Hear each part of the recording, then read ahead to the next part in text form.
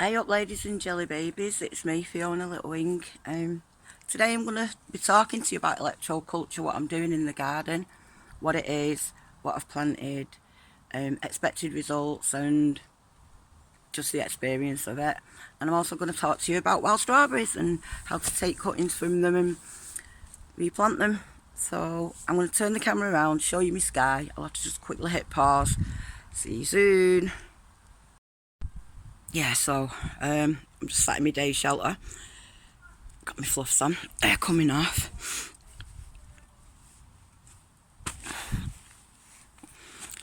And I'll show you the sky. And then we'll get to work. It's about 2:30 in the afternoon. It's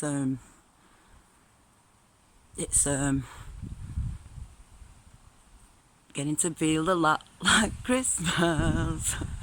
It's Thursday the 8th of June. It's about 20 degrees, 21 degrees. The ultraviolet's high, the UV's high. A little bit of a breeze, it's lovely.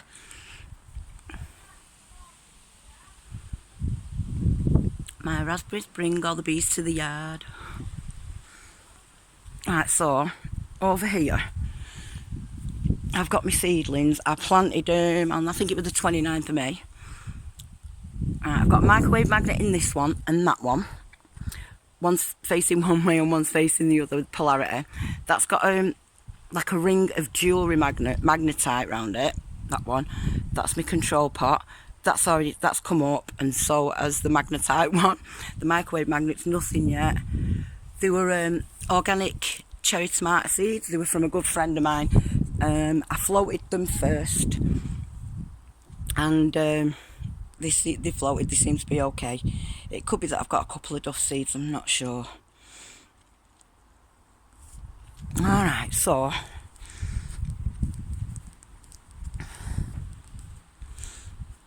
just take you through to the kitchen. I've written some notes.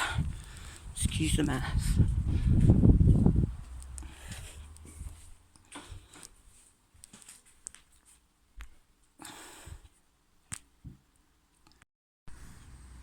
Right, I'm back in the garden.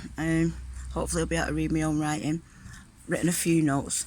What is electroculture? Electroculture is a practice of using electromagnetic currents, harnessing the earth's energy combined with other elements to promote and enhance crop growth.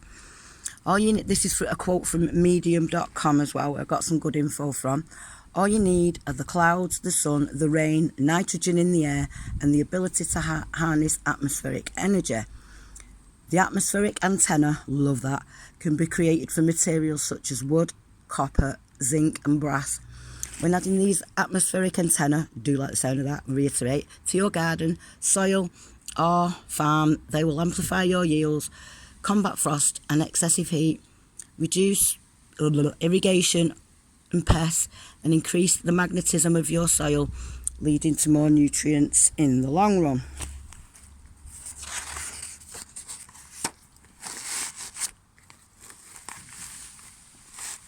Now, this is a bit about me and my journey into, looking into this. Learnt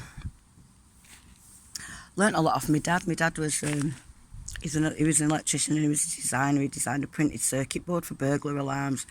He was really good. I remember even as a kid, he used to make TVI interference filters, which were magnets that had really strong tape around them, and you'd put them through your wires that led into your aerial. Sorry, I had to stop and start then. Apparently I was out of internal storage. So yeah, I learned a lot off my dad. Then about 2018, I started researching just loads of different stuff. I got really interested in Wilhelm Reich, the scientist who made orgone devices, tower busters, cloud busters. I thought, you know what, it makes a lot of sense. So I thought I'd have a go at it myself. I wanted to part the clouds and destroy some 5G towers, so that's what I did. And now I'm gutted when my internet's not working. Now I made holy hand grenades, tower busters, and I made quartz and copper pyramids.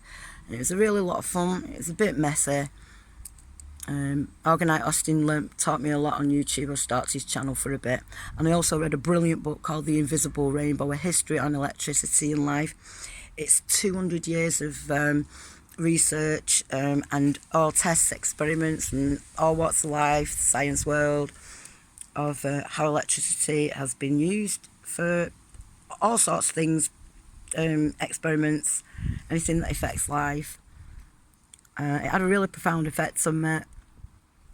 I learned how to craft and bend copper into pretty shapes, supercharging, and I was making my organ, because I used to make like the standing mats from it, like 3 spirals out of 1 piece of copper, and also wrap them around my clear quartz. I started to notice tingling in my hands when I've been working with it. It's like I could sense like static every time I was near, like, you know, like a 4-gang plugs, or, you know, like an extension lead. It tingle a bit. It eased off my rheumatoid arthritis pain a little bit. So, you know, copper. Right, I'm just going to pause this a sec. I'm sticking to my tent. Right, so here I am, a little experiment bench. And these are the 4 that I planted. They've all got the same soil in, same seeds. They're organic cherry tomato seeds. They're from a friend of mine. I floated them first, as I said. Planted them on the 29th, which is, it'll be 2 weeks on Saturday. That one came up about 6 days later, and that one came up a couple of days ago. I've written down when I've watered them and took photos every day, and, you know, keeping a little bit of some documentation. These are the ones with the copper things in. Sweet basil, growing really nice. I always mess up basil. There's a tomato there, but that's just like the holder for a soldering iron. Obviously it's not copper, but I've put it there just to see if it does make a difference. That's another basil and another tomato. Made that one pretty. Right, so that's that. If there's anything I've not covered in this video, I get really forgetful. I'll put it in the description, or I'll update you. Please ask some questions and give me some tips if you know anything about this, because it's my first time. Now, on to my strawberries. Now, these are normal strawberries. And these with the smaller ones, with the pointy leaves, are wild strawberries. I've got quite a lot on the go. And all I did, I found these on a walk about 3-4 years ago. How they grow? They'll grow under small bushes in the shade, but the way they reproduce is they produce these runners or legs. See, it's come up from the soil and it's trying to root itself. And that's exactly all you need to do. Pinch off there and plant. Which is what I've done with these. I have to get them in because they've been here about half an hour. Can't plant them while I'm holding my phone. I'll do it in a minute, but you get the drift, don't you? Show you again. You just want that stem bit. So you just cut the legs off, runs off on the side, and plant. I've got some rhubarb seeds drying out there. You need to wait until they go black. Fully dried. I've got a load more on my spare room windowsill as well. So yeah, that's about it really.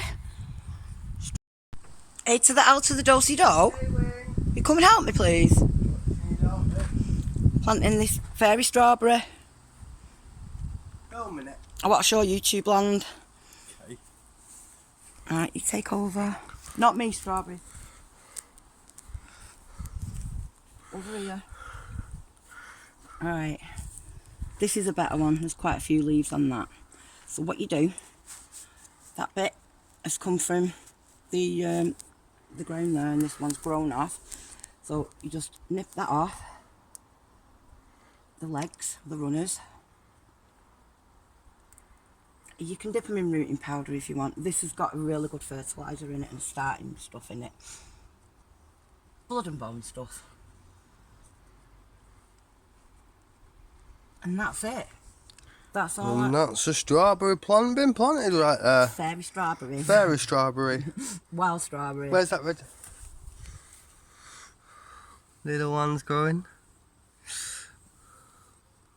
I had one this morning. Right, thank you, my glamorous assistant. So there we go.